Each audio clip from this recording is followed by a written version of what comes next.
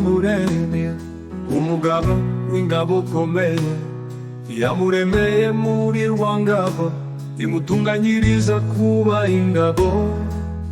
Mwene w'ikwiza muheto inyangamuga yo ku muheto, iyamuremye niyo imuheta. Yesu rwose wabasenga ugasembera ntasese, agasengera abasenge, agasengera abasekwa, agaserukira abagesera, akagesha ubwiwe bwose.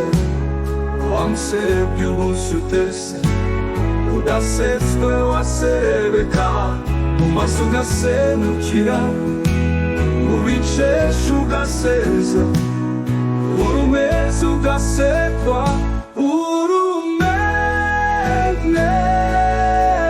urumenesha.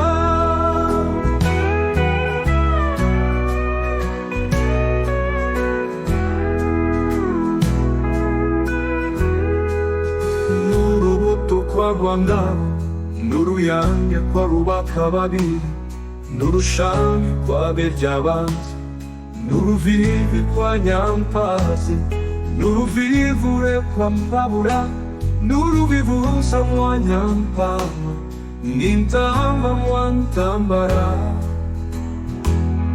n'irigarabi mwa Rwabigwi, n'intore mwa Rwantore, n'inganji mwa Sebuti, n'inganzo mwa Bushokoro, n'isoko mwa Sicyugu, n'umuzi mwa Kimenyi, n'igishitsi mu Gisaka.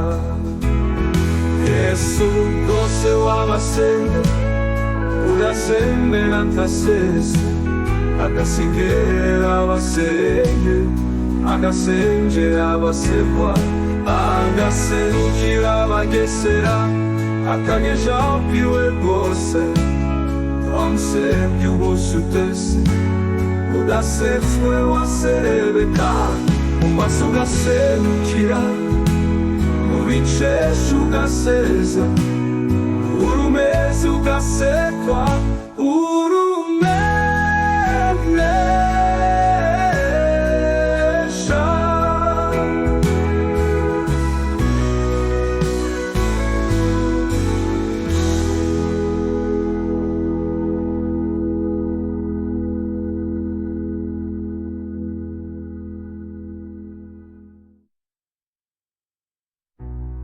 N'urubuto kwa Rwangabo, n'uruyange kwa Rubakababiri, n'urushangi kwa Beryabanzi, n'uruvivi kwa Nyampazi, n'uruvivure kwa Mbabura, n'uruvivuruza mwa Nyampama, n'intamba mwa Ntambara,